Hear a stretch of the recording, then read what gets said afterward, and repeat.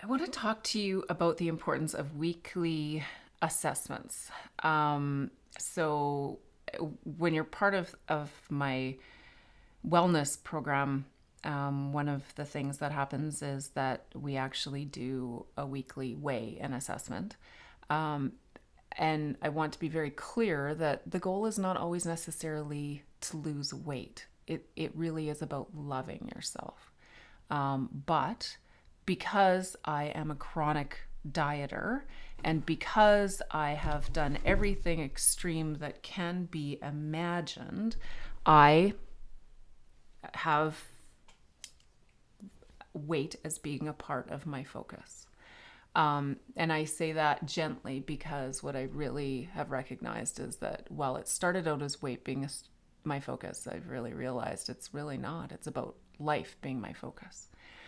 But a weekly weigh-in assessment is really quite important because it is about taking a moment to pause and reflect on the week that was and then considering the week that will be. So the assessment is really important. We honestly, the truth is, we can all get jacked on a plan. In fact, we can do it to the extreme of we're like, oh my God, I'm going to start my diet Monday. I'm going to get all the groceries. I'm going to make all the menus. I'm going to do all the blah, blah, blah, blah, blah, blah, blah, wah, wah, wah, wah, wah, bullshit. Yeah, you can do all of that and we can get super jacked on a plan. But when we assess that plan is where we really actually have an opportunity to say, and how did I show up for myself? And what was really fucking awesome that I did? And how do I feel knowing I did that? And what do I want to do differently next week that's going to level up my fucking awesome? The assessment is where the magic is. The assessment is where you should be getting jacked.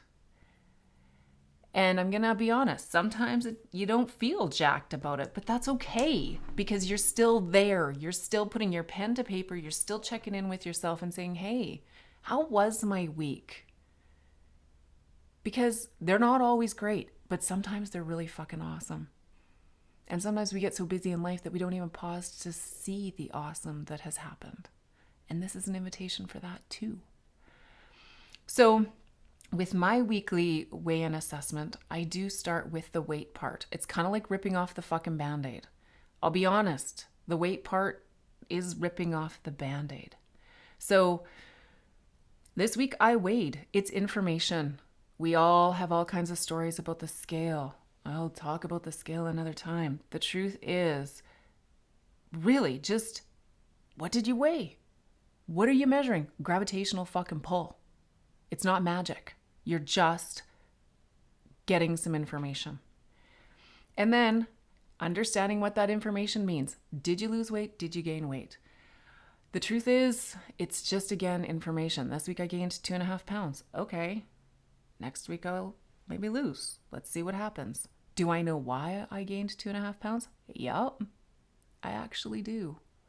So, okay. Am I beating myself up? Nope, I'm not. I enjoyed my time. I ate some things that were higher in calories and maybe not as much nutritional content. I drank some things that are high in calories and have no fucking nutritional content. Okay. Did I enjoy myself? My life was awesome.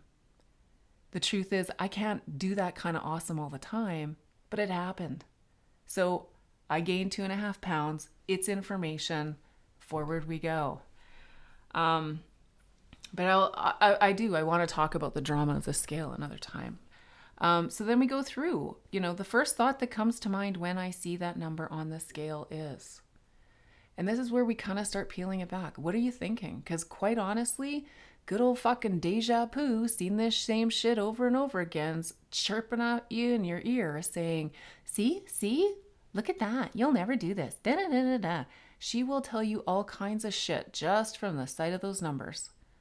And so you need to get in touch with what she is saying. If she's saying shit, Write it down. If she's not there and the authentic you is there, the one who's protecting and loving and kind and generous and really, truly loves you with your all, she will be like saying something else. She'll be saying, you're fucking awesome. She'll be reminding you of how amazing you are. Or she'll be empathic toward you and say, you know what, you had a hard week. It's okay. She might celebrate again, legitimately, if you invite her to. But again, that's a whole other story. So pay attention to that. And then also, how are you impacted by that? Is that not going to help or hinder you today? Because when you have those thoughts, you also need to recognize the impact they have. And so this is that impact wall. Is this going to turn you into a bitch for the rest of the day because of some fucking numbers on a scale? Or are you going to be moving through the day in a different way? And really, if it does look like it's going to hinder you in any way, the invitation is, what can you think instead? Because the truth is, if we invite the opportunity to replace those shitty deja thoughts with something loving and kind, even if we don't believe it in the moment, but we take the time to put it pen to paper, it's an invitation to your soul to consider it. And over time, those invitations become accepted. Then I ask you to say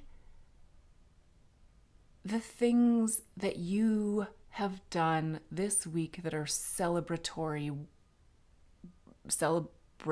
worthy, which is 3 things you did right this week.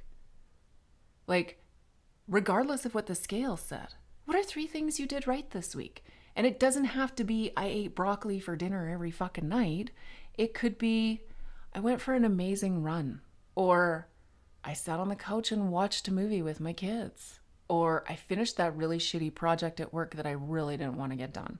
So things that you did right this week are not hitting your to-do lists, but they are things that you've done that either feed your soul or create more space in your heart or are about taking care of you. Not necessarily about taking care of others, though. So let me be clear that when you're doing things right, those things are for you. And then the next thing is things I want to believe about my weight loss and body. So for me, the weight loss part was because I actually didn't believe that I would ever be able to successfully lose weight again. I was just as a chronic dieter. Anyway, that's a whole other, I guess, conversation. But things I want to believe about my weight loss and body. Things I want to believe about my weight loss and body. This is where you invite yourself to say the opposite of what you maybe think often. That's the truth. And then it also becomes things that you do believe. So for example, I'm just looking at one from May, and I said, I am shrinking in physical space, but growing in every other way. I am attractive and vibrant, and I am growing in personal confidence and light. So things I want to believe about my weight loss and my body, or just believe about me. Moving on, am I having any thoughts about saying fuck it, rewarding myself, blowing it, or relaxing a bit after weighing? So this is that, this was my Weight Watchers mentality for years. Honest to God, I'd go to Weight Watchers, go to the meeting, do all the things. And then if I had a loss after Weight Watchers, I would treat myself to something in a drive-through. This is not a fucking joke. This is totally real. So put a spotlight on that shit. Like, honestly, like, if you're thinking about treating yourself, consider it, first of all, because first of all, what are the thoughts and why? And just write that shit out, because you might realize that you're having the thoughts, but they actually don't even make sense when you put pen to paper. Or you might realize, actually, you know what? This is something that I've decided I want to do. But there's a difference between making a decision and saying, fuck it. And this is that process of slowing that shit down. And then it says, and this is the one that this is a processing one for me personally, is I'm grateful for the scale. It is my friend because. And you know what? There are people that do my program that don't use the scale at all. And I think that that is absolutely amazing and wonderful, because the truth is that it is one fucking measure. But there are others who need that accountability and or want that accountability and choose that accountability as one of their measures. And I say one because I absolutely will not encourage anyone to ever just have a weight goal.